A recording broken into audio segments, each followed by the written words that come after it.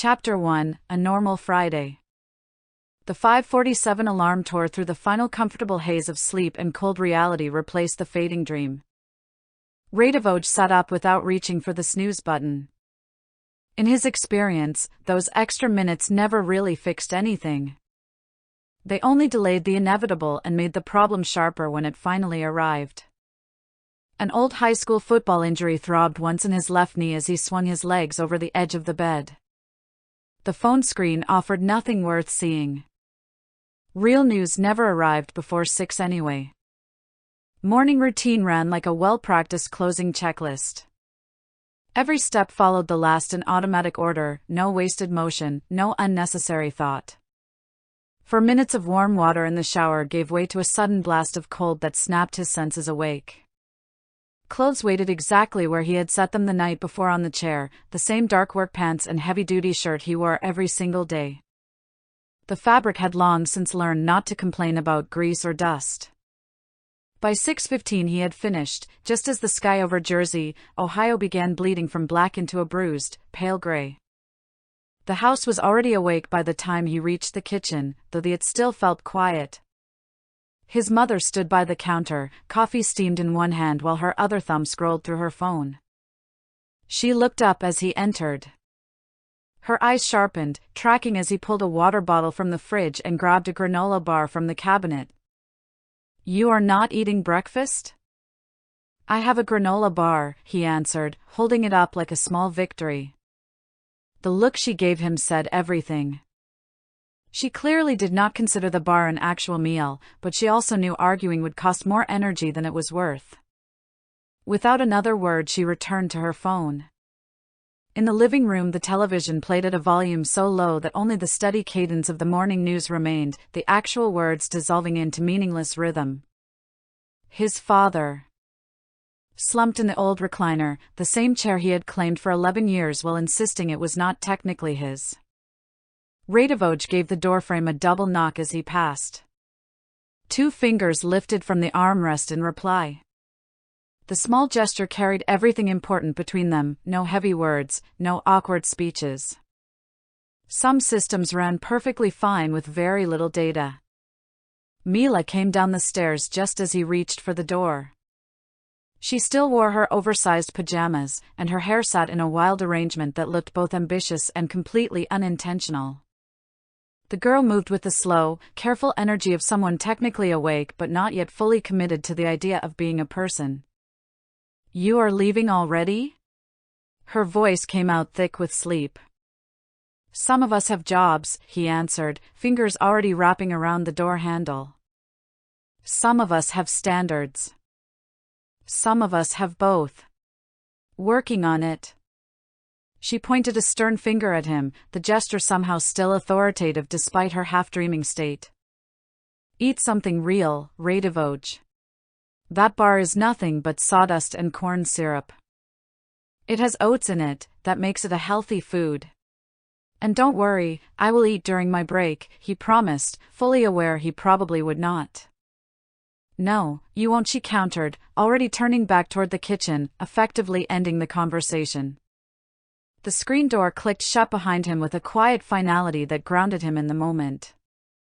He paused at the car for a second, and turned to look back at the house. The kitchen light still burned bright, framing his mother's unmoving silhouette against the gray morning like a fixed point in an otherwise uncertain world. A slow breath filled his lungs. He backed out of the driveway and turned toward Alum Creek Drive. Even before the car radio warmed up, his mind had already begun cycling through the day's expected manifest. 3 pallets of industrial adhesive, 2 boxes of oversized bearings, and the usual crate of fasteners that would be short at least 10 pieces. He never understood exactly why he did this mental inventory, but walking into a shift blind felt wrong on a deep, instinctive level. Sports talk eventually crackled through the speakers. The familiar argument about the AFC North had looped back around for what had to be the 3rd time that month. Strong opinions on the subject lived in his chest, the kind that made his coworkers regret asking for his take. Growing up 40 minutes from Cincinnati had cursed him with lifelong loyalty to a team famous for finding creative new ways to lose in January. That kind of devotion came from years of accumulated trauma. You stayed with them anyway, half hoping the pattern would finally break even when you knew better. He did not follow the Browns. An unspoken Ohio rule demanded you picked one team and stayed faithful. Still, he respected the division rivalry for the entertainment value alone. Hockey felt cleaner. The Blue Jackets especially carried an honesty he admired. High stakes, high speed, where one mistake could cost everything in a single shift of momentum. A tight third period in a one-goal game delivered more tension and satisfaction than most things life offered. The puck never lied. It simply did what it did, no excuses afterward. The warehouse loomed on the right, a massive gray box fronted by a parking lot that turned into a shallow lake every time it rained hard. The loading dock carried a permanent scent that no season could touch: wet cardboard, cold concrete, and the heavy, lingering bite of diesel fumes from trucks. His shift started at 7. He pulled in at 6:52, giving himself 8 precious minutes of lead time. Those 8 minutes often separated a controlled process from total chaos by 9 o'clock. Scanning the 3-page manifest while the bay doors stayed shut had become ritual. Some men checked the weather before choosing their clothes. He checked the paperwork. Miller, his supervisor, regularly complained that this pre-check step was a waste of time. It did not matter what Miller thought. The manifest ran wrong more often than it ran right, and catching the errors before the truck backed in prevented hours of headaches later. Explaining his job to a stranger had always been simple. He was the guy who made sure whatever came off the truck actually matched what the paperwork claimed. Count, confirm, flag. The problems: hand off the manifest, and repeat. 8 months of the same loop had turned the motions into muscle memory. He was not an expert. He was just a receiving associate with a clipboard and a stubborn habit of noticing things. Still, he was fast. Fast enough to catch the missing pallet labels and shifted unit counts that slipped past everyone else. Small inconsistencies that meant nothing alone but stacked up into serious problems if left unchecked. The first truck rolled in smooth, a clean 43-unit delivery with only one box flagged for damage. Rhythm settled over him then. Unload. Inspect. Verify. The familiar loop carried him forward until the second truck backed in at 9:15. Dave, a driver he had known for months, eased the trailer into position with practiced care. Flat-pack furniture components filled this load, the kind that demanded a forklift and left zero margin for error. The clipboard felt like a shield in his hands the moment stakes rose even slightly. 12 pallets appeared on the manifest. 14 sat on the truck. He counted again, slower this time. The discrepancy held. He flagged Dave and the coordinator, then dug through the paperwork until the answer surfaced: 2 extra pallets meant for a completely different facility out in Westerville. Someone at the hub had simply tossed them onto the wrong truck. An easy fix once spotted. Most problems were, if you bothered to slow down and actually look. Good catch, the coordinator muttered, eyes never leaving his own clipboard. That small moment marked the extent of the day's excitement. Break time arrived. He ate the granola bar as he promised Mila, standing just outside the side entrance while the wind kicked up around him. Dead leaves scraped and rustled against the chain-link fence as he watched the gray sky. Shift end came at 4:30. He stepped back into the parking lot and found the sky had transformed completely. Standard Ohio gray had given way to heavy, bruised clouds with sickly green edges that tore across the horizon at an unnatural speed. The air hung thick and charged around him. Electric tension hummed in his teeth and along his skin. It felt like the storm had already decided how the evening would go and was simply working through its own logistics. His phone buzzed with a severe thunderstorm alert and high lightning risk. He stared up at the brewing violence for a moment, weighing the cost of waiting it out against the cost of driving through it. In the end, he slipped into the car. Route 40 offered no mercy. The rain did not build gradually. It arrived as a sudden, violent wall that killed visibility in a single blink. The car speed dropped to 40 miles an hour. Both hands locked at 10 and 2 as he crept forward. Endless dark fields stretched along both sides of the road. The pavement did not care whether he made it home. The radio stayed silent.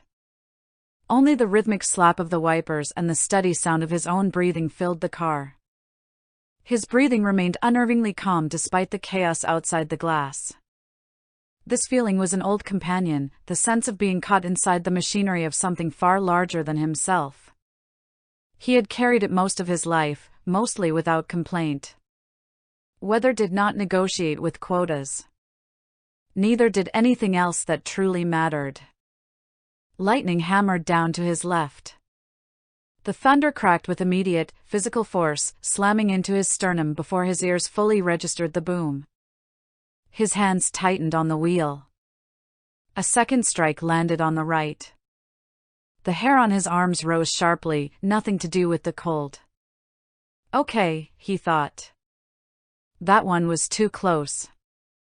The third bolt struck while the thought still hung unfinished. Pain vanished. Time suspended in a single heartbeat. Everything turned white, and for one impossible stretch he seemed to be the only thing left in existence, drifting through an endless empty void with no manifest, no counts left to verify.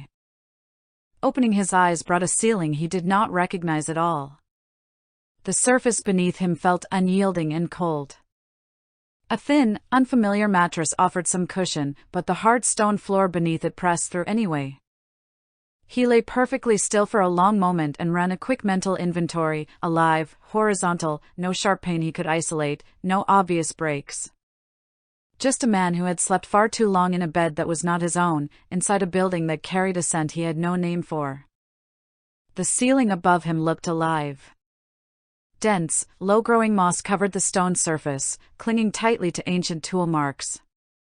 The growth gave off a cool teal glow that deepened into rich blue at the center of every cluster. Soft, jagged pulses moved through the light with the uneven rhythm of something breathing. The moment he sat up, the moss brightened slightly, as if noticing the movement. He froze in place and stared at it. The glow had definitely intensified. He filed the observation away under things to figure out later. The room itself felt small. Maybe 10 feet across and slightly longer end to end. Dark warm gray stone formed the walls and ceiling, while years of foot traffic had worn the floor smooth rather than any deliberate polishing. Cold radiated up through the stone. Only the bare essentials occupied the space: a simple bed, one vacant shelf, a main door, and a smaller secondary door set into the nearby wall. No clutter. No waste. If this counted as a storage unit, then whoever built it clearly understood that empty space stayed far easier to account for than anything stuffed full. Even his clothes had changed. The woven shirt and gray trousers fit with an imprecise, functional comfort, as though someone had guessed his size in the dark rather than measured it properly. The fabric felt strange against his skin but serviceable. Practical needs came first. He stood and walked toward the smaller door because the body always handled its immediate demands before trying to make sense of the impossible. Right now, his body needed a bathroom far more than it needed answers. Back in the main room, the teal moss had shifted into a deep, rich blue. It pulsed now with a slow, steady rhythm. A deep cut in the stone served as a window, topped by a wide ledge that seemed built equally for sitting or setting things down. Below the ledge a courtyard stretched outward, dense with alien foliage that shivered in a phantom breeze he could not feel from this height. Small, jerky creatures darted between the strange plants, freezing into perfect stillness the instant they stopped. They reminded him of rabbits caught in headlights back home, except these had far too many joints moving in ways that looked deeply wrong. The sky, however, delivered the real defiance. One sun hung low near the horizon, smaller than the one he had known his whole life. It burned a clean, sharp orange with an intense, singular purpose. Nothing like the tired, hazy amber of an Ohio sunset bleeding through cornfield haze. The glow caught the undersides of the clouds and painted the entire courtyard in hues. Yet the opposite side of the sky refused to release him. Near the far horizon, colors he had no names for shifted and bled together. Not quite purple, not blue, not pink, but some restless convergence of all three that refused to settle. The light possessed a strange depth, as if it rose from beneath the air itself rather than falling from above. A second sun still waited below the horizon. Even hidden, it already bruised the sky in shifting tones of purple and gold, preparing to clock in for its shift. Nobody back home would ever believe this. Even if they did, the right words simply did not exist. No line item, no category, no form he had ever filled out could capture it. No one from Earth had ever stood beneath two suns and watched one paint the sky while the other was still rising from the edge of the world. He sat on the edge of the bed as the second sun finally broke the horizon. Uninvited memories rose up, the kitchen counter back home, the low murmur of the evening news, Mila complaining about his breakfast, his mother's silhouette framed against the window glass. Pushing those thoughts aside took real effort. Nothing could be done about any of it from inside a nameless stone room. On some level he had already accepted the situation. Above him the moss rippled. Warm honeygold light bloomed from the cluster nearest the window and crept slowly across the stone toward the center of the ceiling.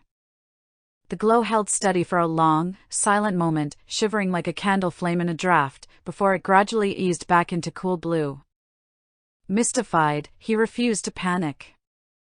Panic served no purpose with the limited data he currently possessed: 2 suns, 1 living ceiling, 0 workable theories, and a body that seemed otherwise intact. He would figure it out. That remained the only move available. A man who had spent 8 months learning that every discrepancy eventually resolved into something countable was not about to abandon that principle just because this particular discrepancy happened to be an entire planet. He lay back down, eyes fixed on the shifting light overhead, and waited. Someone or something would come through that door eventually. Hours bled into one another while he watched the ceiling work through its slow, wordless vocabulary of color. His eyelids grew heavier with each passing cycle until exhaustion finally dragged him under without asking permission. When he woke again, the room had shifted into a different quality of light, dimmer. The door remained closed, silent and immovable as it had been from the beginning. Stone had absorbed the cold of all those hours and now pressed it into his back, leaving his muscles stiff and promising a deeper complaint later. He lay there listening to the silence of a world he did not understand. No truck idled outside. No diesel hum, no forklift backing up with its warning alarm, no miller grumbling about some process he refused to appreciate. Only stone, moss, and 2 suns somewhere beyond the walls that followed a schedule he had not yet learned. The only system he still possessed was the one he had carried with him for 8 months: count what you can, flag what does not add up, and wait for someone to tell you where it belongs. He held on to that truth tightly. It was the only thing he had left. Chapter 2: The Orientation. Sound arrived through the stone before it reached the air, a low, resonant tone, deep and sustained. Sitting up before he was fully awake, the part of his brain that had spent 8 months listening for forklifts and backup alarms was apparently still on shift, even buried in a room of solid rock on whatever planet this turned out to be. Movement followed at the threshold, and his first instinct, the one trained into him by months of watching things come off trucks, was to estimate mass and clearance before anything else.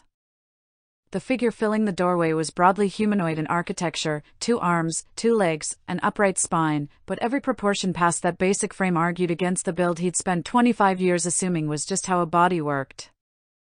The torso ran long relative to the legs, the neck set short and pitched slightly forward, the head wider at the jaw than at the temples, like it had been built from the bottom up instead of the top down. Skin the color of amber-brown leather stretched over a frame that moved with an economy he recognized immediately, not graceful exactly, but efficient. Where a forklift turned on a fixed axis, this thing turned from somewhere lower in the hip, no warning, no wasted half-step. Yellow-green eyes tracked him from beneath a brow that sat heavier. For fingers gripped a data slate at the figure's side, the digits bending at a second joint that didn't quite line up with where a thumb knuckle should be, a detail his eye kept catching on and rejecting, not be able to look away from it. Dark, fitted clothing covered most of the rest, high-collared, no ornamentation beyond a dull badge near the collarbone. Whoever had outfitted this person had not been thinking about appearances. The awakening period has concluded. The voice landed flat and measured, no rise or fall to it, words released like they'd been checked against a spec sheet before being allowed out of the mouth.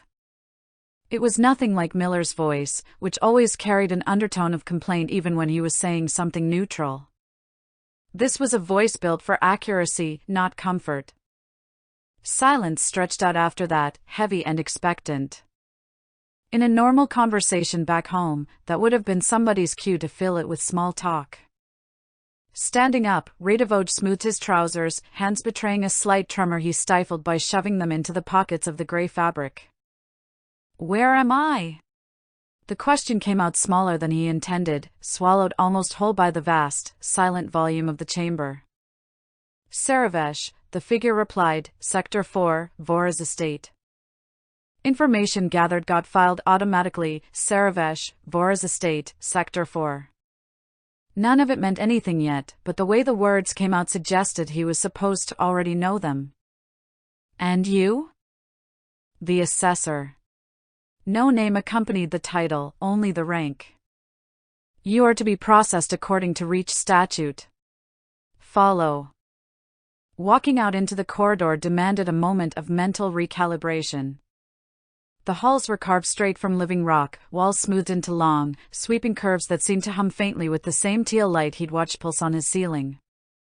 The acoustics changed every few paces, tight and close in the narrow stretches, then suddenly open and resonant wherever the ceiling rose. Nothing here had been built for uniformity. Dozens of other figures moved through the distance ahead, steps silent against worn stone, nobody glancing his way even once. There was an intense, almost surgical focus to their movement, no lingering, no idle gesture, no scrap of conversation drifting between them. Back home, even on the busiest Friday, somebody was always shouting across the bay about a missing forklift attachment or arguing with a driver about a signature. Noise was the background radiation of getting work done. Here, the silence itself seemed to be doing some of the labor, an entire workforce operating on a frequency too quiet for him to read yet, though he had the distinct sense that the quiet wasn't peace. It was discipline. The figure ahead of him didn't look back to confirm he was following, treating compliance as an assumption. A vast chamber opened ahead eventually, banks of consoles lining the walls and pulsing with a flickering amber. People, some closer to human in shape and some not at all, stood in lines before the consoles, faces set into the same blank. Every single one of them wore a collar. That detail snagged in his brain and refused to let go. Thick metal bands circled every throat in the room, each one glowing with a faint, rhythmic pulse that synced, unmistakably, to the amber light cycling through the consoles, as if the people and the machines were running on the same clock. His hand went to his own neck without thinking. Bare skin. No band, no pulse, no synchronization with anything around him. "Why don't I have one of those?" He gestured at the line, at the collars. The assessor paused and turned, slow and deliberate, eyes sweeping his chest, his arms, his posture, an inspection with none of the warmth of a conversation. "You are not classified," the assessor said. "Classification requires a manifest. You are here due to a routing error. A spatial anomaly. No origin house. No legal standing.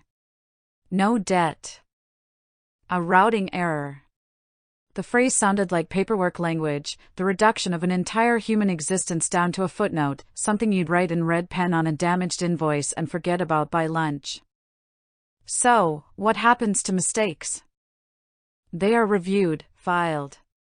If they hold utility, they are assigned a function. If not, they are returned to the void they were sourced from.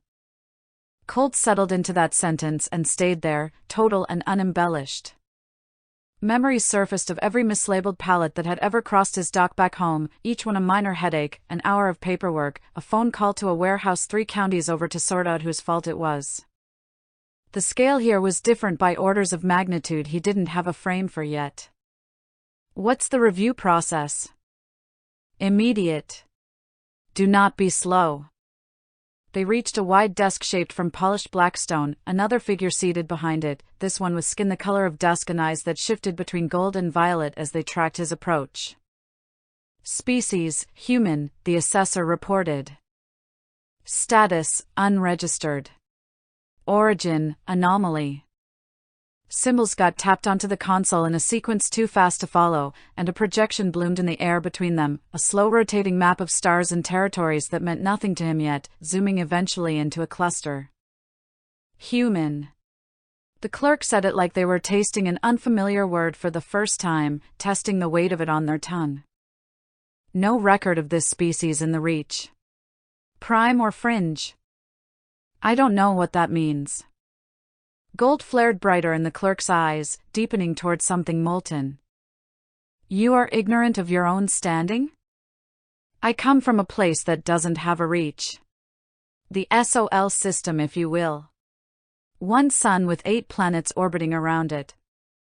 Tension thickened the air after that, vibrating with something close to static. An anomaly from an unmapped system, the clerk said, voice dropping low and serrated. A technical violation. No rights here.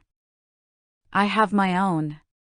The words came out steadier than he felt, though they still landed somewhere closer to glass than steel. Laughter answered, nothing warm in it anywhere. You have what the house decides to give you. Nothing more. The assessor stepped forward, one hand drifting to rest against a slender tool clipped at the belt. Do you understand the gravity of your status? I understand, he said, voice held level by sheer force of will, refusing to give either of them the tremor they seemed to be fishing for. I'm a worker. I know how to do a job. I'd assume that counts for something, even here. The clerk paused at that, gold eyes narrowing, studying him. Fingers moved across the console again. The projection shifting from star charts to something closer to a maintenance log. A long scroll of repair orders, resource allocation reports, and deficit notices for an estate that, from the look of the numbers, was bleeding money in a dozen quiet places at once. He recognized the shape of it instantly, even rendered in alien light, because a spreadsheet of failure looked the same in any language. It was the same shape as the inventory discrepancy report Miller kept threatening to print out and frame as a warning to the new hires. A worker. The clerk repeated it slowly, turning the concept over like it was a foreign coin. Perhaps. The estate runs a deficit in its logistics division. The previous lead was found lacking. A silent exchange passed between the assessor and the clerk, something communicated in a private language of blinks and subtle shifts across their skin, a bandwidth he had no access to and no way of estimating the bit rate of. The air in the room changed, predatory tension easing into something closer to calculation, and he understood that he wasn't being evaluated as a person anymore. He was being evaluated as a component, a part that might be salvaged for a function or tossed back into whatever heap he'd apparently fallen out of. You will be assigned to the dock, the clerk announced, decision dropping like a dead weight onto a scale. Overseen by the lead supervisor, Dravat. You'll resume on the first bell. If you fail to meet standard, your utility will be reassessed. Understood? Understood. What is first bell?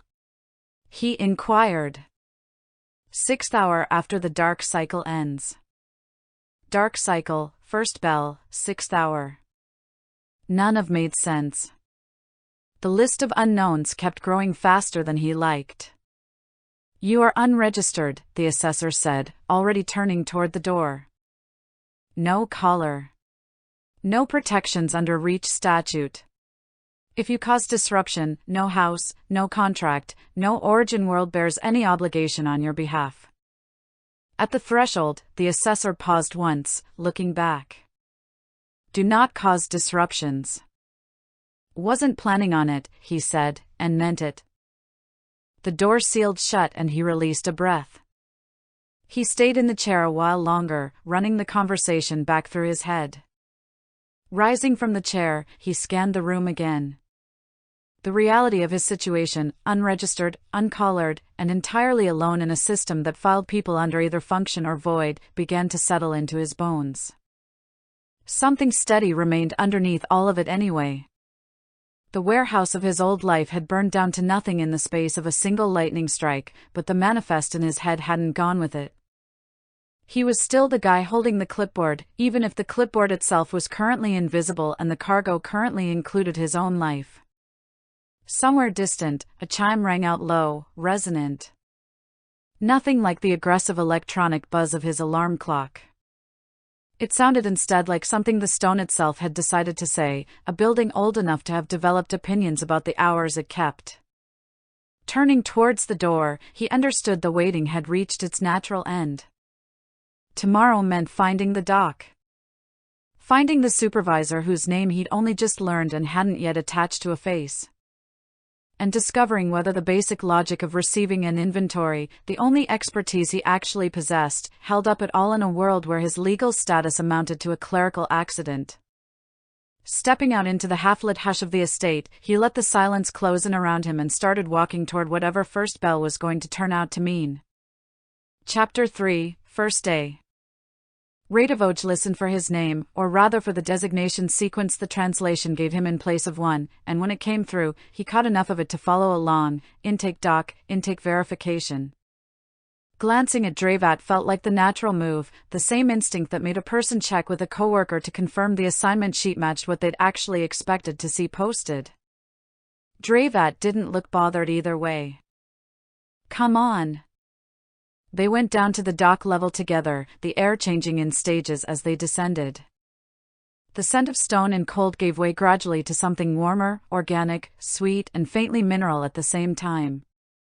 3 entrances waited at the bottom. The first one had a large hauling freight through it. The second entrance ran a crew of pale, lilac-skinned workers processing sealed cases, and the third entrance caught his eye, mostly because Dravat's hand landed briefly on his arm, steering him toward the first dock instead. Not roughly. Just a redirect. Figures in gray clothing moved through the third entrance in a line, each one collared, each one processed individually by someone holding a handheld device. Stacking that observation against everything else he'd absorbed in the last 24 hours felt like trying to fit one more box onto a pallet that had already been wrapped tight. The geometry just didn't work, and forcing it risked toppling the whole load. A look at Dravat got him nothing useful. He was already facing forward, toward the first dock, posture set like the third entrance had simply stopped existing the moment they'd turned their back on it. Following along felt like the only available move, so he tucked the image away into the same mental drawer where everything else he didn't have an answer for had started accumulating, a drawer getting fuller by the hour. There would be time to come back to it later. There usually was, with the things that bothered a person the most. The work itself turned out to be exactly what the assessor had promised, and what he already knew how to do down to the muscle. A manifest arrived with each shipment, rendered onto a thin, warm slate that buzzed faintly against his palm whenever new data loaded onto it. His job was to check what came off the transport against what the digital log claimed should be there, the same loop he'd run 1,000 times. Count it, confirm it, flag anything that didn't add up, hand the verified data to the administrative crew, move to the next one. Pure rhythm, pure procedure, the kind of work his hands could do while his brain ran 3 other calculations at once. 8 months on a dock back in Columbus had built the foundation. And even though the technology here ran on principles he couldn't begin to diagram and the cargo itself ranged from bizarre to outright alarming, hulking, multi-limbed creatures hauling freight, the underlying shape of the job hadn't changed at all. A mismatch was a mismatch whether it showed up as ink-stained handwriting on a clipboard or as a flickering red glyph on a warm slate. The geometry of a logistics error didn't care what planet it happened on. By the third container, he'd already found 2 things worth flagging, the corrections going into the slate with the practiced, muscle memory efficiency.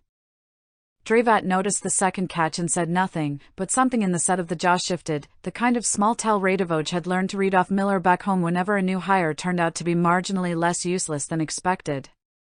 A strange kind of vertigo settled in somewhere around the fourth container, not from the work itself, but from the gap between what his hands were doing and what his eyes kept catching at the edges of the bay.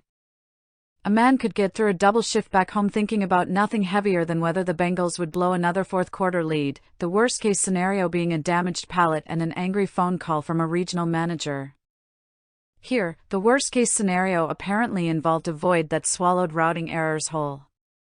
And yet his hands kept moving through the exact same motions anyway: count, confirm, flag, hand off, as if his body had decided the stakes were somebody else's problem to worry about and his job was just to keep the numbers honest.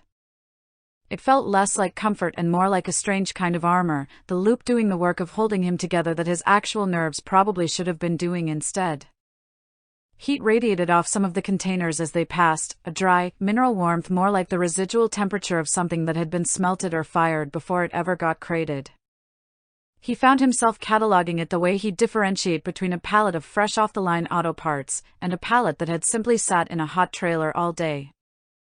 Different heat signatures meant different handling, and his hands adjusted to that distinction without needing to be told twice. The dock's machinery had its own voice too, a low, layered hum underneath the clank and grind of the actual lifting work. It was nothing like the diesel growl he'd grown up with, but his ear adjusted to it. Midday arrived. A low, resonant bell rang, the vibration arriving in his sternum a half-second before the sound actually reached his ears.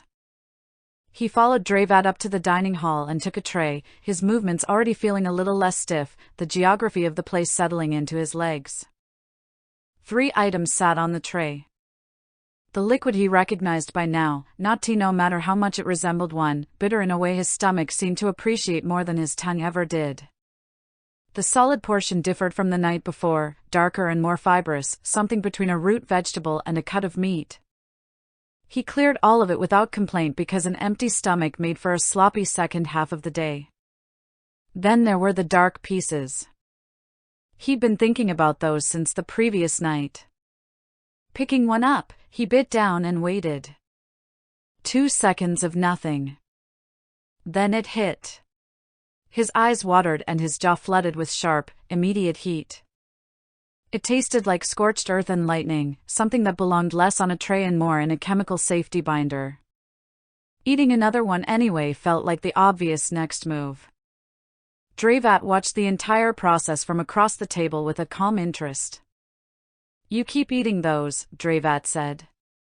"Trying to figure out what they are. Processing byproduct. Or refinement out on Veltron, a resource planet in the fiefdom. They end up here because they're cheap and high-calorie." A third one went down. "They're not bad. Most find them unpleasant. I'm not most people."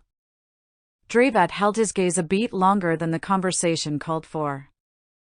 "No, you are not."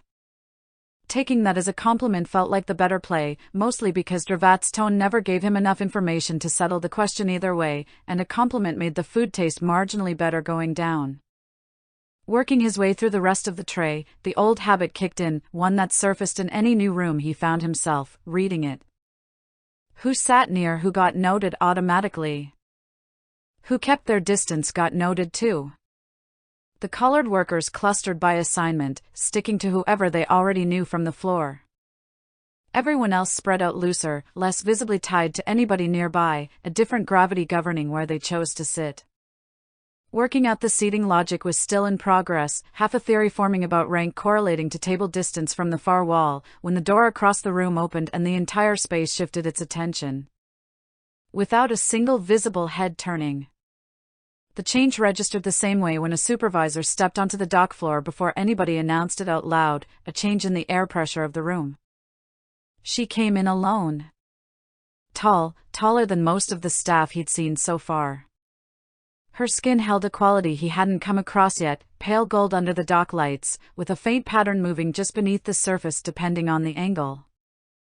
Her eyes swept the room faster than anyone else's he'd watched in here so far, processing what looked like 3 separate data points where everybody else managed one. Canines sat just slightly longer than they should have, barely enough to register unless a person happened to be looking, and he happened to be looking.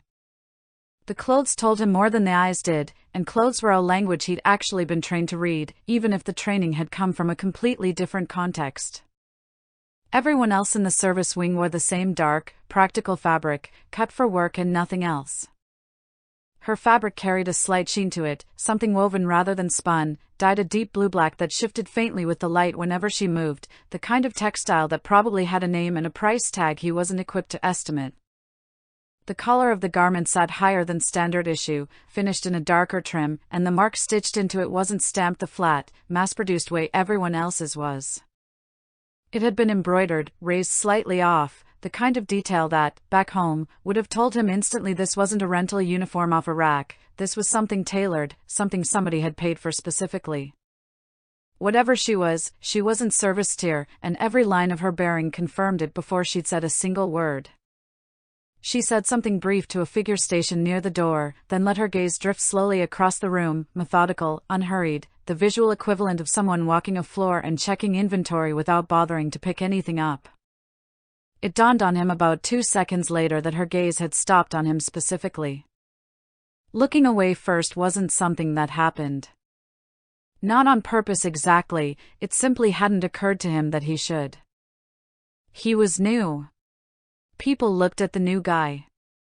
She moved on before he did, attention sliding off him as easily as it had landed. 90 seconds, maybe less, and she was gone through the far door, the room's collective posture loosening by some small, uniform fraction the instant the door shut behind her. Dravat set down their utensil with a small, deliberate click that carried more weight than the sound should have allowed. "Don't," they said. Radivoj looked over. "Don't what?"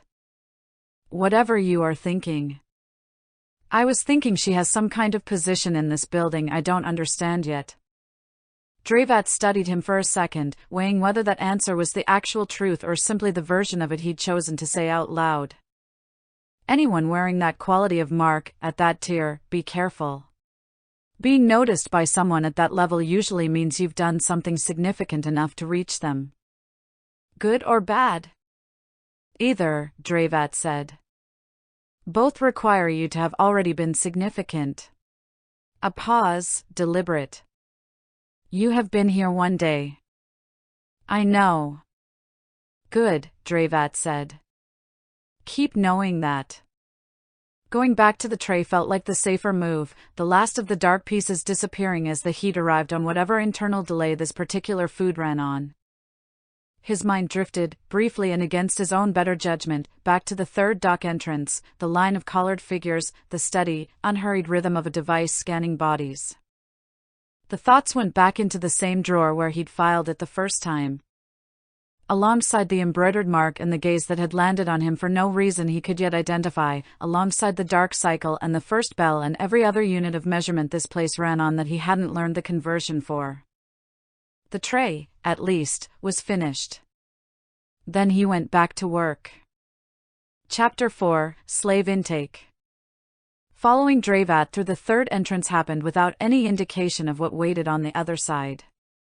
That was the thing about it. There was no announcement. No change in the air, no shift in the corridor lighting, nothing that told him something different waited beyond the door. The pattern simply continued: follow Dravat, walk through the door, adjust to whatever the room turned out to be. The door opened, and he walked through it, expecting another variation on the same theme. 2 steps in, he stopped. It took a moment to understand what he was looking at. Not because it was hard to see. Because his brain kept trying to file it under something familiar and kept coming up empty. A holding area opened ahead, larger than the materials dock by a wide margin, the ceiling pitched higher, the acoustics flatter and more clinical. A processing station sat at the far end, 2 of the pale lilac-skinned workers stationed behind it, devices already drawn and humming faintly with the same low charge he'd heard off the intake scanners the day before. Between the entrance and that station stood people. People in gray. Collared. Standing in a line. Collars had been visible since the moment he woke up on Saravesh. On Dravat. On the assessor. On most of the beings he'd passed moving through the corridors, a near-universal accessory he'd clocked and filed without much weight attached to it. He'd understood, in the abstract, what the assessor had explained: the collared ones served, bound to the estate through some legal mechanism he hadn't fully mapped yet. Standing in the doorway of this particular room, looking at people who had been loaded onto a transport somewhere out past a horizon he couldn't picture and brought here to stand in a line waiting to be logged into a system that felt as something else entirely. That wasn't filing it anymore. Weight rooted to the floor, the manifest slate in his hand suddenly felt heavier than its actual mass should have allowed, a thin sheet of warm material somehow carrying the density of something forged from iron. Radivoj. Dravat's voice. Quiet in a way it hadn't been before, pitched low and careful. Nothing about him moved. Radivoj. Looking over took real effort. Dravat watched him, ember-green eyes doing something careful, not unkind exactly, the look of someone who had known this exact moment was coming for a new arrival and had simply waited. Same job, Dravat said, low, pitched just between the two of them and nobody else. Count what's here against what's listed. Flag discrepancies. Looking down at the manifest came next. These are, he started, but couldn't finish it, because there wasn't a way to finish that sentence. Yes, Dravat said, answering the half he hadn't managed to say anyway, the agreement arriving gently, almost gently enough to be mistaken for comfort. Another moment passed standing there. Then he made himself look at the manifest instead of the room, because that at least was something he already knew how to hold, a known weight in a room suddenly full of the unknown. The fields on the page differed from the material's manifest in label only, the structure underneath identical, and he hated how quickly he recognized that structure. A designation number sat first. A species field followed, full of words he didn't have yet, blank spaces in his own vocabulary waiting to be filled in against his will. A condition assessment came next, 1 through 5, the exact same scale used for rating damaged freight back at the first dock, the same numbers that had once told him whether a pallet needed a claim filed against the carrier. A skill classification field sat mostly blank. An assigned destination closed out each line. Reading through all 43 entries before the first group came through felt necessary. He needed the paper fixed in his head before he let himself look at the room again, a small, deliberate act of preparation. He wasn't sure yet whether it would hold. The first group came through together. 12 of them. Checking the species field turned up a word he hadn't seen before. A glance at Dravat asked the question his mouth didn't. Kind, Dravat said quietly. Matching the word to what stood in front of him took a beat. Wide, flat faces. Eyes set far to the sides, large, dark, no visible eyelid structure at all, clearly built to take in an entire field at once instead of resolving down to a single point the way human eyes did. Deep matte gray-green skin carried a pressed texture, faint patterns shifting under the dock lighting whenever one of them moved. For fingers on each hand bent at angles that kept registering, even now, even on the second encounter, as fundamentally wrong. Fixing on the texture of that skin instead of the faces above it felt like the only available move. It was a cheap trick and he knew it was even as he deployed it. Counting started. Counting reached 6 when the sound arrived. Toward the back of the group, something small stood, smaller than the others, the gray-green skin lighter, less settled, in a way that read, even to someone who had no frame of reference for this species at all, as young. The sound it made, the translation didn't render as language. Low, repeated, the sound of something that had moved past the point where words could do anything for it anymore. The kind beside the small one set a 4-fingered hand on its shoulder. Said something very quiet. The small one pressed closer and kept making the sound anyway, the gesture offering comfort without managing to actually stop anything.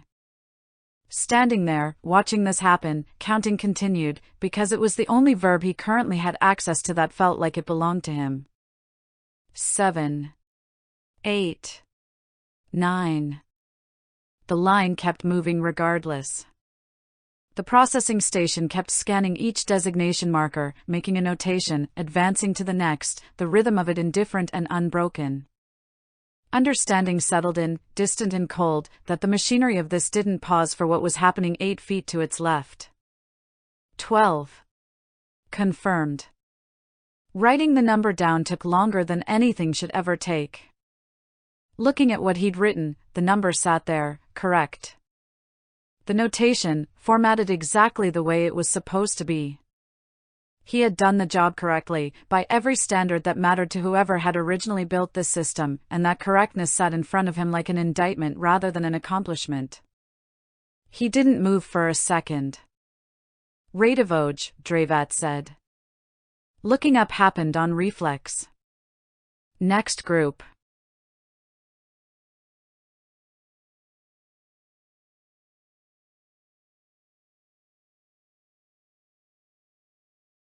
The next group came through a separate door. A door to a secondary holding area opening with a different quality of resonance than anything he'd heard yet on this floor, deeper, somehow, with more grief packed into the acoustics of it. 8 beings came through single file. His brain did the reaching for familiar thing again, and this time it found considerably more to hold on to than it had with the Ka'in, a small mercy that felt almost obscene given the circumstances. Humanoid, not approximately but substantially, 2 arms, 2 legs, upright, bilateral, the proportions mostly correct by the standards his eyes had spent 25 years calibrating against. Tall, most of them, taller than him by a head or more in several cases. Patterns ran across the skin, not beneath the surface the way the woman from the dining hall had run, but on the surface, fully visible, raised and present like how a birthmark sat on skin. A blue traced the jaw and the collarbone, spreading down the backs of the hands and along the forearms. Before gathering, denser, at the joints. Not tattoos. Slit pupils gave their eyes a quality his brain wanted to call reptilian. Thick, dark hair framed faces set tight. Karnari, Dravat said. The word found its match on the page. 8 entries waited there. Checking the condition fields turned up 2s and 3s. 1-3 carried an additional notation he didn't have the vocabulary to translate yet. They moved through in a tight cluster, shoulder to shoulder. One of them, near the front, female, the blue pattern vivid even under the dim dock lighting, read the room the same way he did.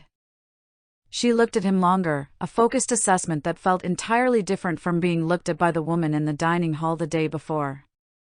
That look had been idle curiosity.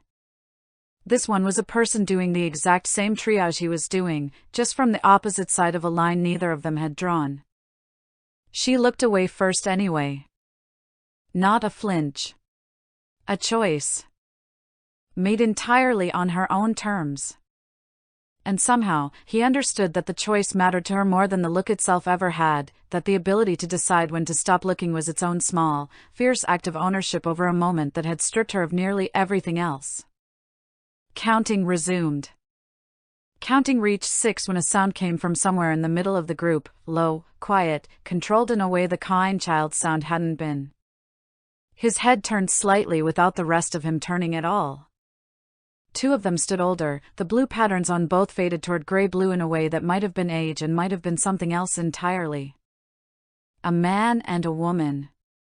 The woman's face pressed into the man's shoulder, her own shoulders moving in small, contained motions, grief kept as quiet as the room's machinery would allow. The man had both arms wrapped around her, eyes shut, jaws tight. Finishing the count took longer than it should have. 8. Confirmed. Writing the number down. And then nothing happened after that for a moment. The pen simply not moving, his hands simply not yet willing to commit to the next line, as though pausing there constituted some small, useless act of respect that nobody in the room would ever know to credit him for. Nobody said anything to him about the pause. Eventually the next notation got written. The last group came in. Trurian, Dravat said, before he could even look for the word on the page. Finding it anyway happened on reflex, confirming it against what stood in front of him.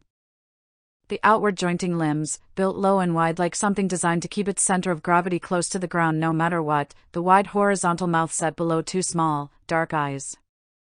Rust-brown skin ran lighter at the joints, almost translucent there, a detail that made him think, unwillingly, of stress points on a piece of equipment.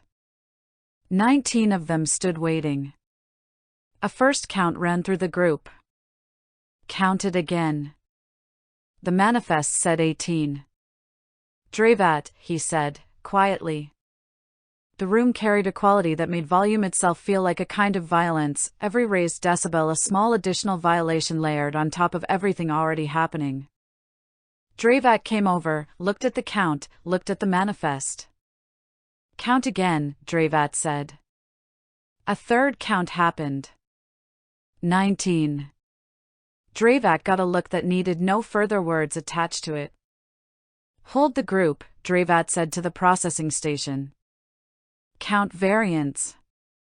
Resolving it took 11 minutes by his own internal.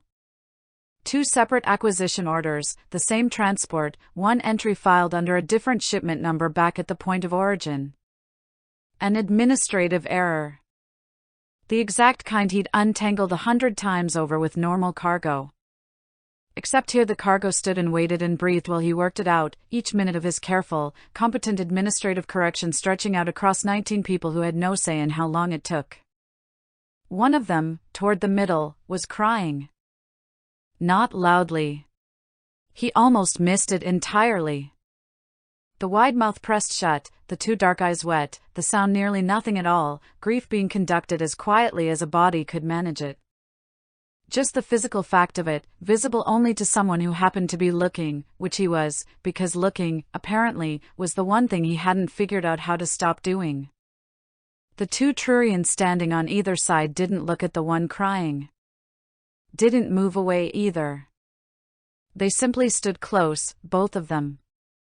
Looking down at the manifest. The number 19 sat written 4 separate times in the margin.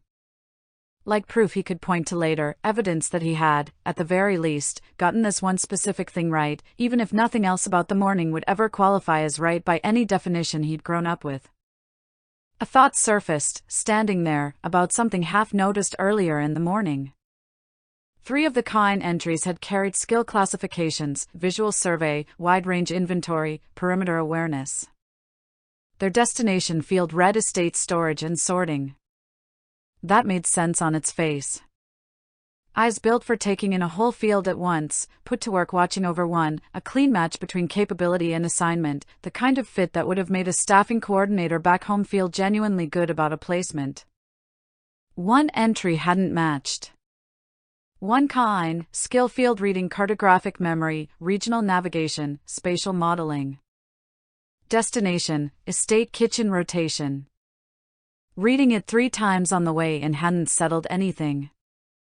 Thinking about it through most of the count hadn't either, the mismatch sitting in the back of his head the entire time. Somebody with the capacity to hold a regional map in their head, to model terrain and plot routes across distances his own species probably couldn't manage without instruments, had been filed under. Kitchen rotation, peeling whatever this planet's equivalent of a potato was, it read less like an oversight and more like structural waste. Looking at the manifest, looking at Dravat, he kept his mouth shut, and put the thought in the specific place inside himself where things went when he wasn't ready to say them out loud yet. A drawer that had been filling steadily and was beginning to strain at its own hinges. The variance resolved. The group cleared. Dravat and Radivoj walked back up toward the materials dock for the afternoon rotation. They were halfway up the ascent before either of them said anything. Dravat, he said. Yes. The Kine entry. Number 22. Skill field says cartographic memory and regional navigation. Destination says kitchen rotation. Dravat walked for a moment without answering, footsteps steady against worn stone, the silence stretching just long enough to feel deliberate. Yes, they said finally. That's the wrong assignment. Yes. Someone put them in the wrong place. Yes. Is that something I can flag? No. Is it something anyone can flag? Not at intake verification. Above intake verification, then. It would need to go through the administrative office. Okay, he said. Radivoj, Dravat said. I'm not going to do anything today, he said, before Dravat could finish whatever the sentence was actually going to be. Dravat looked at him. I'm just noting it, he said. For now. Dravat held his gaze a moment longer than the sentence strictly required. The amber-green eyes doing the same careful, weighing thing they'd done at the threshold of the holding room that morning, the look of someone not entirely liking the new number. For now, Dravat said. They went back to work. And he carried the rest of the day the way he'd carried the manifest through the 11 minutes in the holding room. Steady on the outside, counting everything twice, and aware, the entire time, of exactly how much weight he was holding without anywhere yet to put it down. The clipboard had always been the one piece of his old life that traveled cleanly across the distance between Columbus and wherever this actually was. Chapter 5, The Mismatch. Sleep arrived late and left early, the way it used to before a big inventory count back home. Radivoj lay in the dark for a while after waking, staring up at the ceiling moss as it shifted from deep blue toward something paler, and ran the Kain entry through his head one more time. Cartographic memory. Regional navigation. Spatial modeling. Kitchen rotation? It doesn't add up. Dravat met him outside the servant quarters at the same hour as the morning before, already moving at the same unhurried, purposeful pace that ate ground faster than it looked like it should. You're thinking about it, Dravat said. Not a question. I'm thinking about a lot of things. You're thinking about the kitchen assignment. Radivoj fell into step beside them. Somebody's wasting a resource. That's not an opinion. That's just what the manifest says. The manifest says a great many things nobody acts on. Dravat didn't slow down. Yesterday you said you would note it. For now. Today is now. Today is a different now than yesterday's now. That got him the closest thing to a sound of amusement Dravat had produced so far. You argue like Korath. Different volume. Same shape. Is that a compliment? It's an observation. Compliments require effort I haven't decided to spend yet. The materials dock greeted them with the same wash of warm, mineral-scented air as the day before, 3 entrances breathing their separate rhythms, the third one mercifully quiet this early, no line of grey-clad figures waiting at this hour. Radivoj let his eyes pass over it anyway.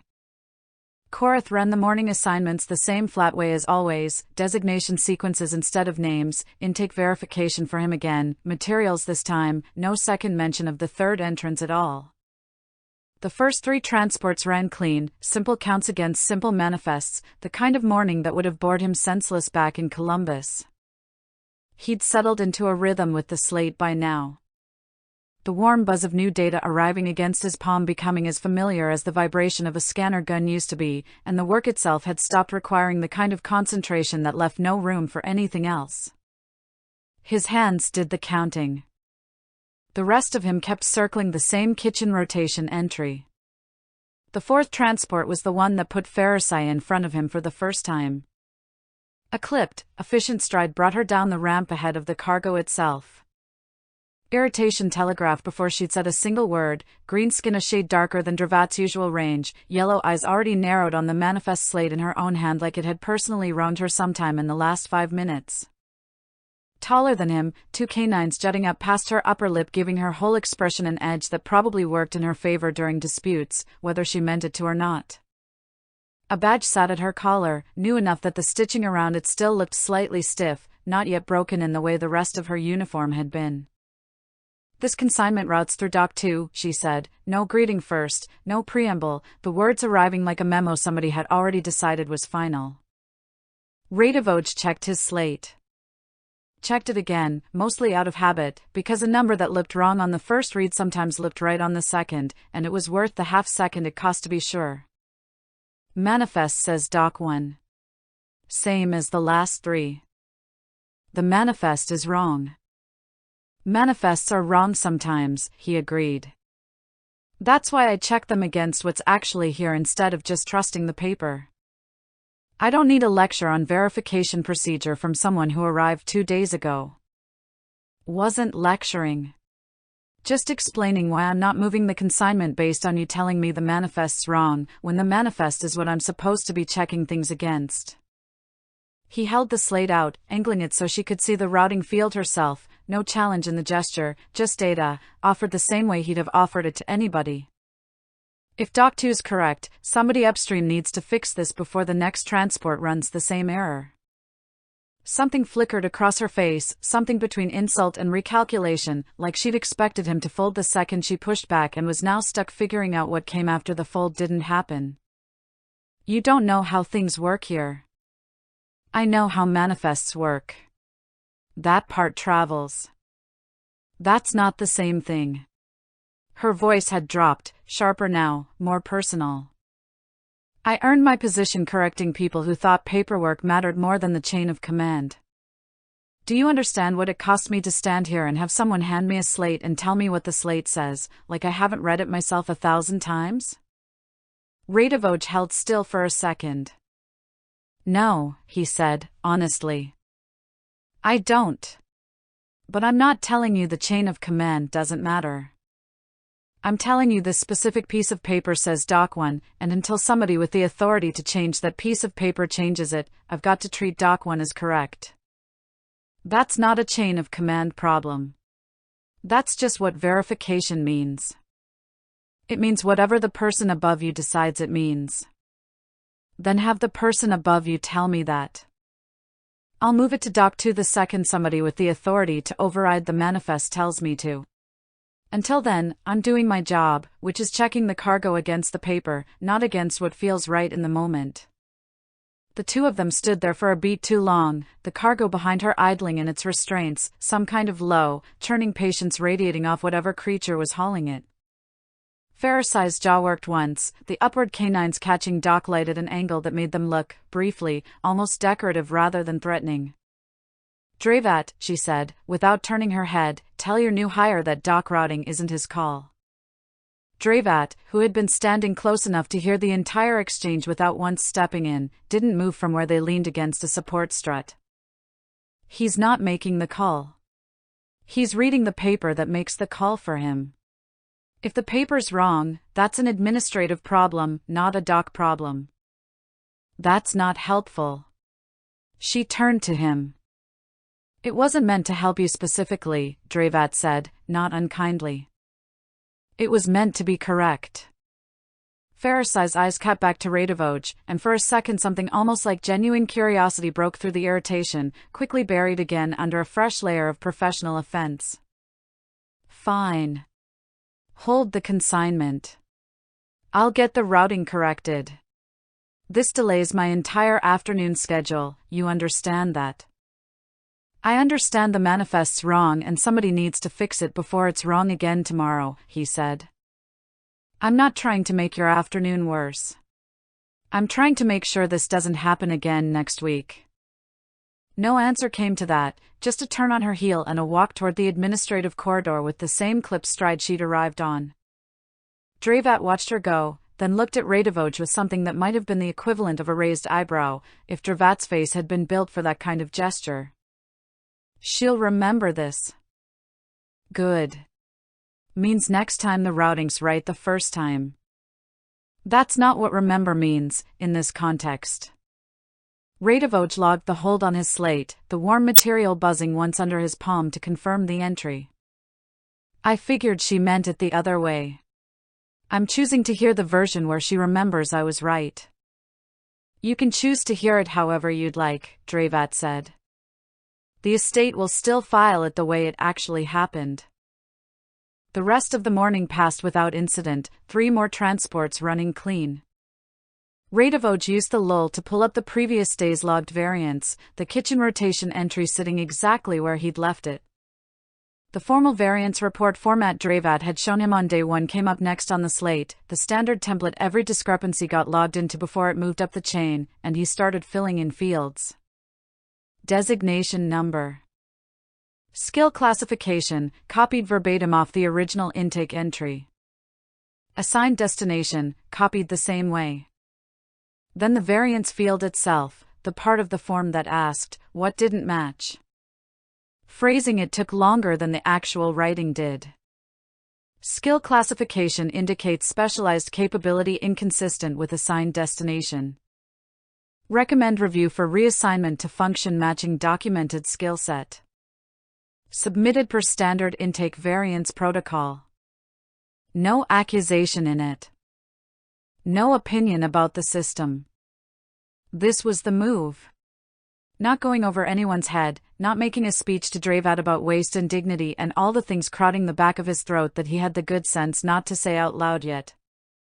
Just a form, filled out correctly, routed through the same channel every other variance went through, betting the whole thing on the idea that a clean piece of paperwork was harder to throw away than a complaint. You're filing that, Dravat said, reading over his shoulder without asking permission, a casual intrusion that would have annoyed him back home but didn't hear. I'm filing a variance. Same as any other. It isn't the same. It's formatted the same as any other variance, Radivoj said. That's the part that matters. If it reads like every other piece of paper crossing somebody's desk today, then so be it. It's just data. Just a mismatch somebody flagged because that's literally the job. Dravat studied the slate a moment longer, then looked at him instead, that careful, weighing expression surfacing again, the one that kept showing up whenever Radivoj did something that didn't fit whatever profile Dravat had been quietly building. Where does this route to? Administrative office. Same as you said yesterday. You understand whose desk that puts it on. I figure it puts it on whoever handles intake variances. I don't have a name for that yet. He paused. Unless you're about to tell me it's the woman from the dining hall. It's the woman from the dining hall. Dravat confirmed, flat, no further commentary offered. Radivoj looked down at reports sitting there fully formatted. Ready to submit, and felt something he didn't have a clean word for either. Not nerves, not anticipation, closer to the feeling of handing a discrepancy report to a regional manager you'd never actually met and hoping the numbers spoke for themselves because you sure as hell weren't going to be in the room to make the case yourself. Submitting it took one motion. The slate buzzing once as confirmation. The same flat little vibration that meant that somewhere in this building a piece of paper with his name attached to it was about to land on a desk belonging to someone he'd seen exactly once, for 90 seconds, across a dining hall. Now what? Dravat said. Now we count the next transport, Radivoj said. Same as always. Lunch ran the same as the day before, the bitter nati, the dark pieces that fought back on a 2-second delay, the seating geography he still hadn't fully cracked. Ferrisai didn't appear at the meal, which he decided to read as either a full afternoon schedule or a deliberate avoidance, no way to confirm which and no particular reason to spend more time on the question than he already had. The afternoon brought him back to the materials dock for the back half of his shift, for more transports, too clean, too minor, nothing that rose to the level of yesterday's count. His hands did the work while the rest of him kept circling back. Every 20 minutes or so. To the variance report sitting somewhere in the administrative queue. Wondering, against his own better judgment, what it looked like landing on a desk he'd never seen, in an office he'd never been inside, read by someone whose actual name he still didn't have. The bell sounded for shift change before any of that resolved itself. Dravat walked him back toward the servant quarters. Tomorrow, Dravat said, at the junction where their paths split, you'll find out whether the form mattered. Or I won't find out anything and it sits in a queue for a month. That's also possible. A pause, the kind Dravat seemed to specialize in. You should prepare for either outcome. I'm prepared for the form not mattering. I do this for a living. Half the stuff I ever flagged back home went nowhere. You learn to file the report and let it go. And the other half? The other half got fixed eventually. Usually by somebody I never met, reading something I wrote, deciding it was worth the trouble. He shrugged. I'm not expecting a parade. I just figured a problem stated clearly enough has a better shot than a problem nobody bothered writing down. Dravat looked at him. Tomorrow, then, he said, and turned toward their own quarters.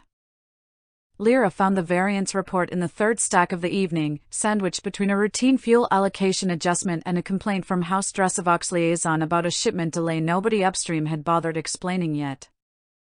Most of her evening queue ran like this, mundane in volume and content. She trained herself to read fast and file faster, sorting urgent from routine in the half-second it took her eyes to find the designation field. This one stopped her. Not because the content itself was unusual. Skill mismatches happened, intake assessors made errors under time pressure, kitchens needed bodies and didn't always get the best suited to anything beyond standing upright and following instructions. The estate absorbed this kind of inefficiency constantly. What stopped her was the formatting.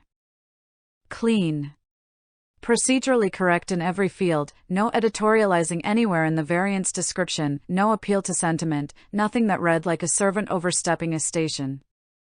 Just the gap, stated plainly, and submitted through the exact correct channel by someone whose designation she recognized from yesterday's intake log. The unregistered one, assigned to materials verification under Dravat's supervision. Setting the slate down lasted only a moment before she picked it back up, rereading the variance field a second time, looking for the thing she expected to find and didn't. No agenda visible. Anywhere in the language, no clumsy attempt to ingratiate himself with whoever read it, no obvious angle. Just a correctly filed observation that happened to be, on its own administrative merits, accurate. The kind entry in question did show a documented skill set wasted on its current assignment. The variance was real. That should have settled the matter. Instead, she found herself sitting with it a little longer. Turning over the same question that had followed her since the dining hall the day before, when she'd let her gaze land on him a moment too long and had spent an unreasonable portion of the walk back to her office deciding it meant nothing. An unregistered foreign servant, 2 days into an assignment, had filed a flawless piece of bureaucratic correction against an established intake decision, using no leverage whatsoever beyond the simple, structural fact of being right. Competence didn't usually arrive this clean, this fast, with this little visible self-interest attached. Every other servant who'd ever flagged an irregularity in her years running this desk had wanted something from the flagging. Credit, advancement, a reduction in their own workload, some small personal angle buried under the procedural language even when they tried to hide it. This read like none of that.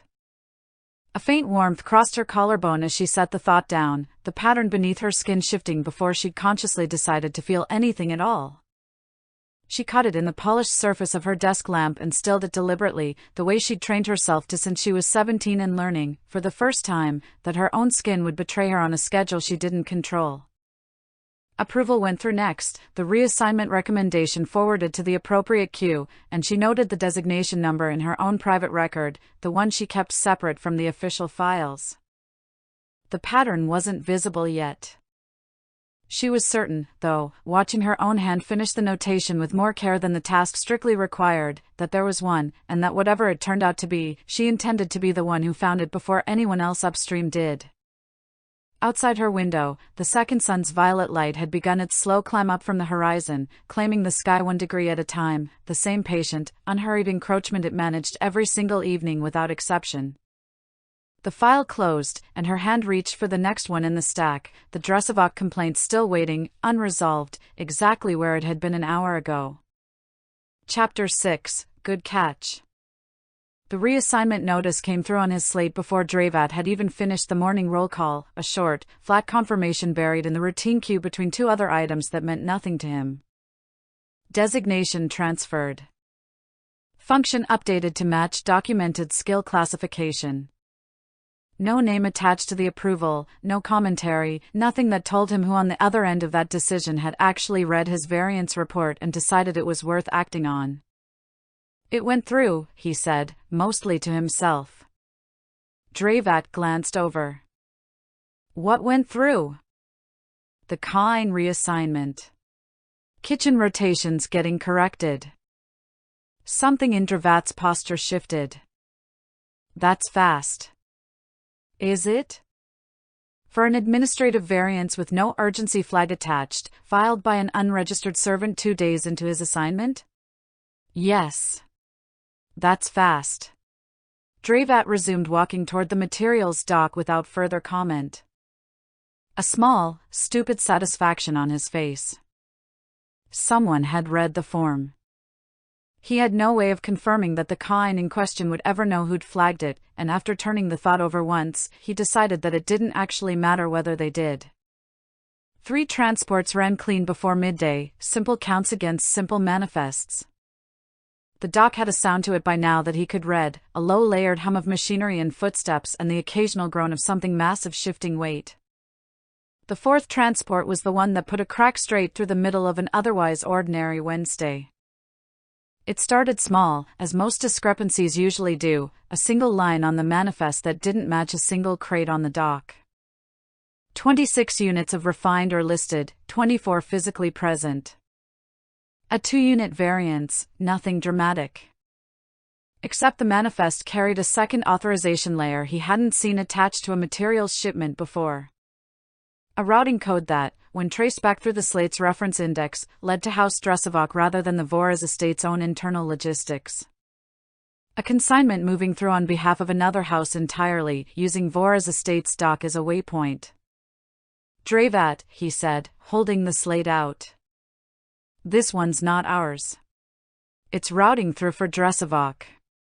Dravat's expression tightened around the eyes. Then the variance isn't ours to resolve. Somebody's still 2 units short. Somebody on House Dressovac side, then. Log it, flag it, and let their logistics office handle the correction. Dravat's voice had dropped lower than usual. Don't escalate this one yourself. I'm not trying to escalate anything. I'm trying to log an accurate count. Log it. Don't investigate it. There's a difference, and today is a day to mind it. Radovoj logged the discrepancy exactly as instructed. The decision didn't survive contact with the next 10 minutes. Farisai arrived at the dock at a speed that announced trouble before she'd said a word. The same clip stride from 2 days earlier turned up to a sharper register, yellow eyes already locked on the Dressovac crates like she'd been summoned specifically to deal with them and resented every second of the walkover. This consignment is 2 units light, she said, not a question, an accusation already before she'd even confirmed the count herself. I know. I logged it 10 minutes ago. You logged it? Something flat and dangerous sat underneath the repetition. Do you understand whose consignment this is? House Dressovac. I saw the routing code. He kept his tone leveled. I flagged the variance and left the resolution to their logistics office. That's what Dravat told me to do. What you should have done is notice the variance before the transport ever reached the dock and quietly corrected the paperwork so House Dressovac never had to see a flag attached to their own consignment. Her voice rising. Like this conversation had started somewhere else entirely. And only just arrived at him. Now there's a documented discrepancy with House Dresovac's name on it, logged by an unregistered intake clerk, on a manifest that's going to cross a desk I do not want. I can't quietly correct a count that's actually wrong. The crates are too short. That's not a paperwork problem I can fix by not writing it down. You don't understand the position this puts me in. I understand the position the missing or puts House Dressovac in, which is the actual problem here, not the flag. He held his ground, voice still even. If I don't log it, the discrepancy doesn't disappear. It just vanishes from the record, which is worse. It is not worse. It is significantly, structurally better for everyone standing in this room right now, except apparently you, who doesn't have to answer to anyone for how this looks. Then maybe the answer isn't to stop logging accurate counts. Maybe it's that somebody above both of us needs to explain to Dresivok why showing up 2 units short isn't my fault, or yours, or Dravat's. Farisai's jaw set, the upward canines catching docklight the way they had the first time, decorative no longer, the whole posture of her now reading as a person standing at the edge of a problem considerably larger than 2 units of refined ore. You have no idea what you're doing. I know it's accurate. I don't know what happens after that, and I'm not pretending I do. Dravat stepped in at that point. Pharisee. The flag stands. It's accurate. Nobody here falsified anything. That's not the issue, Dravat. It's the only issue that's actually mine to manage. Dravat's voice sounded protective under the usual flatness. If you want the flag removed, you'll need authorization above either of us, and you know that. They're going to ask me why an unregistered foreign servant is the one who caught it. Her volume had crept up without her seeming to notice, the dock around them going quiet. Do either of you understand how that looks? An anomaly with no species classification flagging a major. House's own consignment, on his 4th day, with no authority, no standing, and apparently no instinct for when to simply not write something down. I have an instinct for accuracy, Radivoj said. That instinct is going to get someone hurt. The sentence scared Radivoj, even Dravat went still for a second. A voice cut through before anyone could answer it. What's the problem? No volume to it at all, and yet it carried further across the dock than Farisai's raised voice had managed. Radivoj turned toward it on reflex, and found her, the woman from the dining hall. Farisai straightened immediately, the entire shape of her changing. Administrator. A House Dresivok consignment came through 2 units light on refined ore. It's been logged. By whom? By the new intake clerk. A pause, brief, loaded. Unregistered. Designation under Dravat's supervision. The woman's gaze shifted to Radivoj, the same fast, assessing sweep she'd given the dining hall days earlier, except slower this time, more deliberate. He held still under it, nothing to hide and no reason to perform otherwise. Show me the manifest. The slate went out at arm's length toward her. She took it without touching his hand, scanning the entry in seconds. A long moment passed while she read it a second time, slower. Good catch, she said. 2 words. Follow established protocol, the woman continued, handing the slate back, her gaze settling on Radivoj directly now. But read the manifest before the transport arrives. Taking the slate back, he turned the sentence over once before answering, those are contradictory. Both, she said. No chance came to find anything to say back. She turned and walked away. Farisai stood very still for a few seconds after the administrator's wing door shut behind her, then exhaled. That went better than it should have, she said, mostly to herself, then looked at Radivoj. Don't mistake that for approval. I wasn't going to. Good. She gathered the slate with the consignment's reassigned correction order, already moving back toward the administrative corridor at her usual pace. At the threshold she paused, not quite turning back. The flag was correct. I know. I'm not saying that for your benefit. And then she was gone, the same way she'd arrived, fast and unceremonious. You're going to be a problem, Dravat said, once the dock had settled back into its normal hum. That's the second time you've implied that without quite saying it. Might as well say it outright. I just did. Radivoj considered that. Is that a bad thing? It's an accurate thing. Whether it's bad depends entirely on who ends up deciding you're a problem, and what they decide to do about it. Dravat resumed walking, the conversation continuing at the same unhurried pace as everything else they did together. Today, it worked in your favor. The administrator confirmed the error.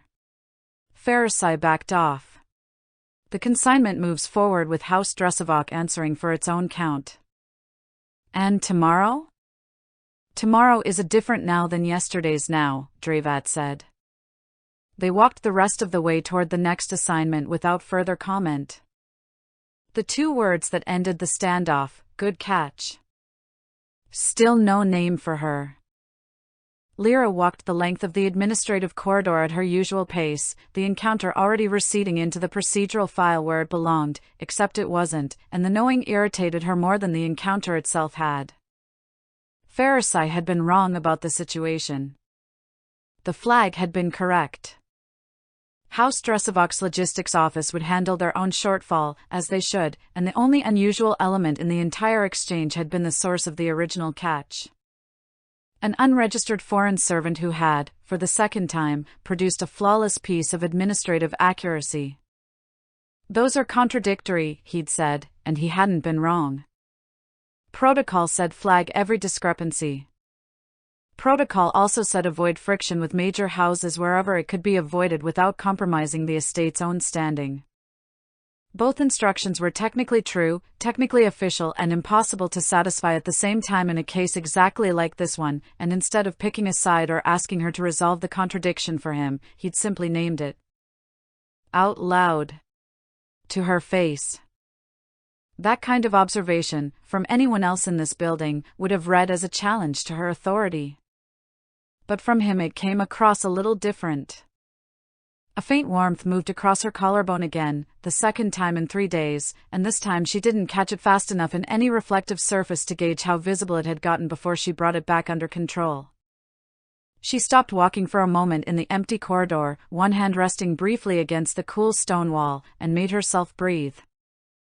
This had a name. She simply hadn't allowed herself to use it. 17 years old.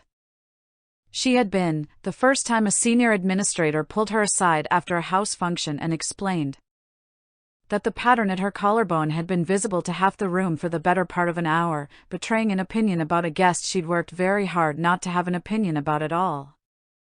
She had learned the discipline after that, fast and thoroughly, until stillness became the default and the flares became rare enough that she'd half convinced herself, over the intervening years, that she'd simply outgrown the problem rather than merely gotten better at hiding it. 3 days into knowing an unregistered foreign servant with no understanding of any of this, and the old problem had resurfaced twice. Walking resumed, faster now. Dravat's report would land on her desk by evening.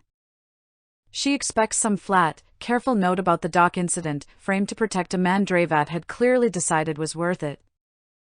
She would read it the same way she read everything, fast, professional, and file accordingly. Reading it twice was a habit she would not let herself repeat. Chapter 7, The Bad Joke. 5 days in, and the estate had stopped feeling like a held breath and started to feel more like a shift, which was its own kind of strange. Radovoj noticed it mostly in his own shoulders, the tension he'd been carrying since the lightning strike had finally settled. Dravat noticed it too, apparently, because the morning briefing came with an addition that hadn't been there the first few times. You're settling in, Dravat said, the observation delivered with the usual flatness. Is that good or bad? It's good. I've stopped having to repeat instructions twice. High praise. I don't praise. I report. Dravat handed over the morning manifest without further commentary, and the two of them fell into the dock's rhythm the way they had every morning since. The morning ran clean.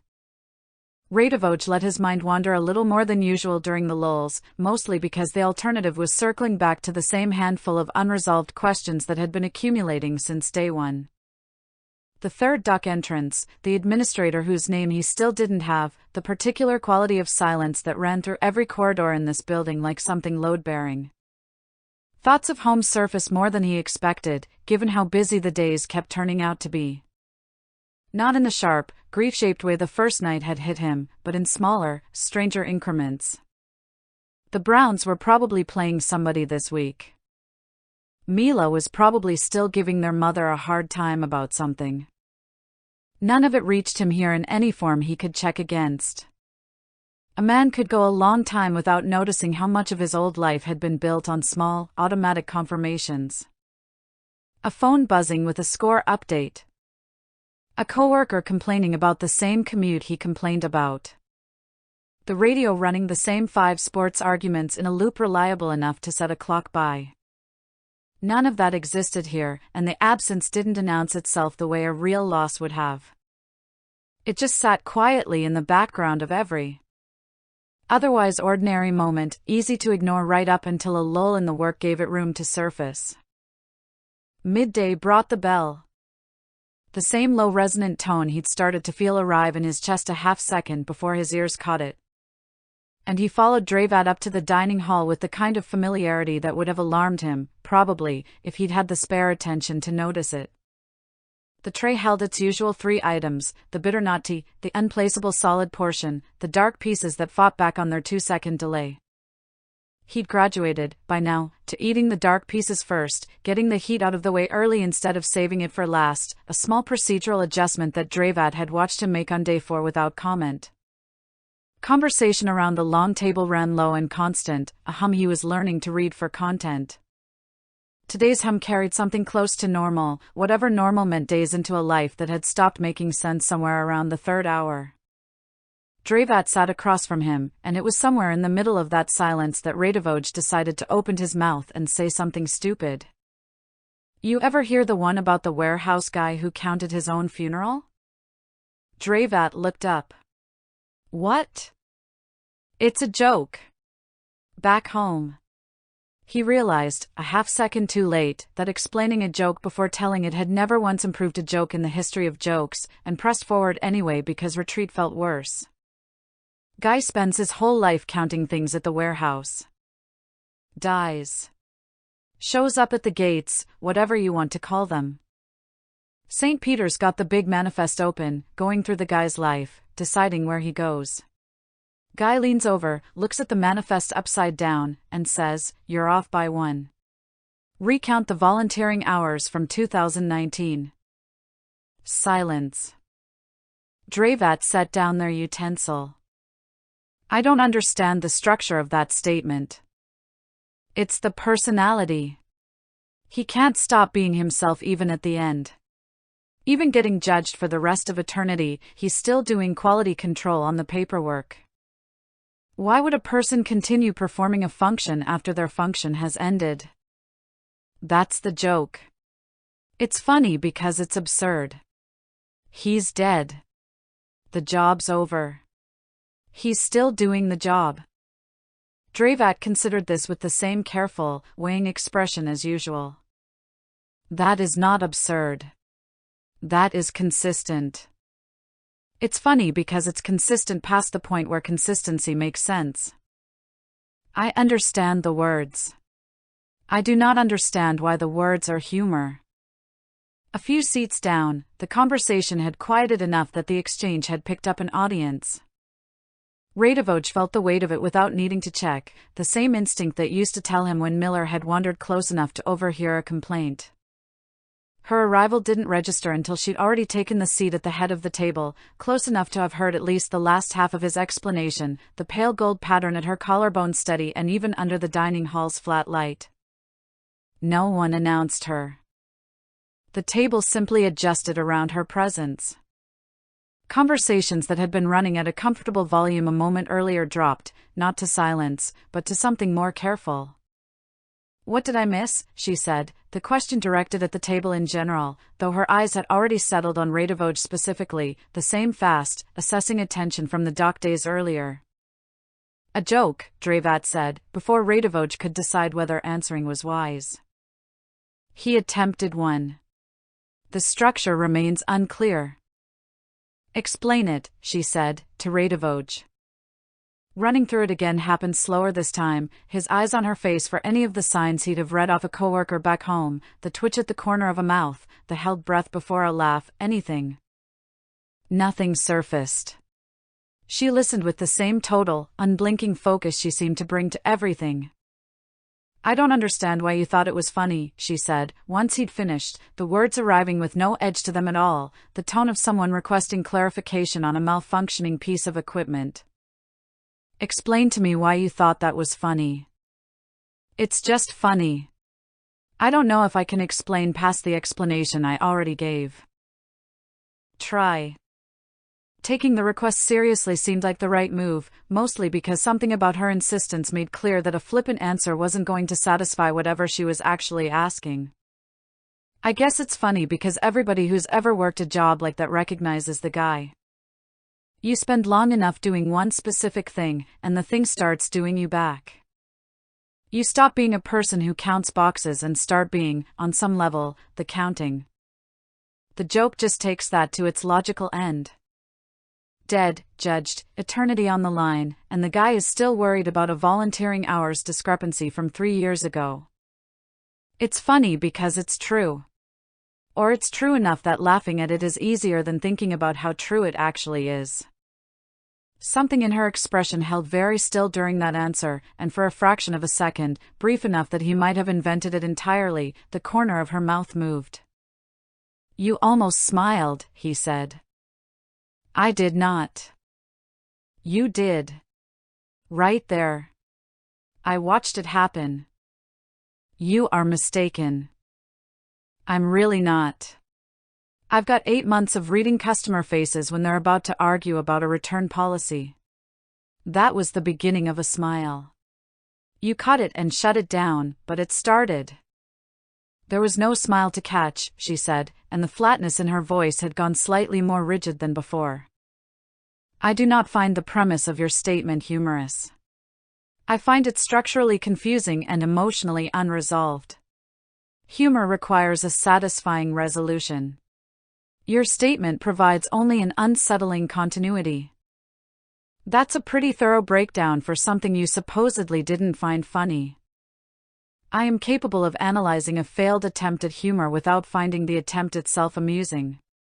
"Sure," he said, letting it go, mostly because pushing further felt like it would cost more than the small satisfaction of being right. "Whatever you say." Dravat, who had been watching this exchange with careful attention, chose that exact moment to speak. "Lyra does not smile during meals. This has been documented." The name landed in the middle of the table like a dropped tray, loud in its own quiet way. Lyra. He finally had something to call her besides the woman from the dining hall or the administrator or whatever placeholder his head had been running in the meantime. A look shot toward Dravat that managed to communicate. Without a single word, how unwelcome that particular piece of documentation had been to share, and Dravat, for their part, returned to the tray with the innocence of someone who felt no further obligation to defend themselves. "Lyra," Radovich repeated, testing the shape of it. "Good to finally have something to call you besides the woman who shows up when things go wrong." That description was not inaccurate. No, it wasn't. Just clunky. This is better. "I did not give you permission to use my name. You didn't withhold it either." Dravat just handed it over for free. He shrugged. "Seems like the kind of thing that's already out there now." His gaze held hers, something working behind her eyes that he couldn't fully read yet, calculation maybe. Whatever it was, it passed quickly, smoothed back over by the same discipline that had caught the almost smile and stopped it cold a few minutes earlier. "Use it accurately, then. Not as a substitute for the respect due an administrative tier you do not yet understand. I'll use it the way I use anybody's name. Like it belongs to a person doing a job, because that's what it is." Something flickered at her collarbone, faint, almost nothing, gone before he could decide for certain he'd seen it at all. She stood from the table without further comment, the same unhurried, efficient motion as every other exit he'd watched her make, and the dining hall's collective posture loosened by its usual fraction the moment the door closed behind her. "You should not have pointed out the smile," Dravat said. "Why not?" "It was true. True things are not always the things you should say." Where I'm from, that's basically the whole philosophy. Radivoj went back to the tray, finishing off the last of the unplaceable solid portion. Besides, she didn't deny it because she was actually offended. She denied it because admitting it would have cost her something.